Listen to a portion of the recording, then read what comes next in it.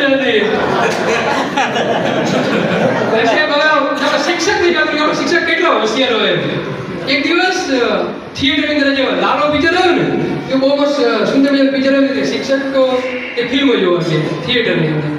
તો થિયેટરની અંદર એક ભાઈને ઉધરસ થયેલી. તે ઉધરસ ખા કરે ઉઠાવા છે. થિયેટર પિક્ચર જોઈને કંટાળો આવે ને. હવે શિક્ષક આ તો કઈ જેવી તેવી માયા કહેવાય કે તો ઈ કે તમે દવા ન કરાવી કે ઉધરસ કહો તમે કે દવા કરાવી પણ મળતી નહીં. તો કે મારા ઘરે એક ગોળી છે જબર બહુ મસ્ત છે.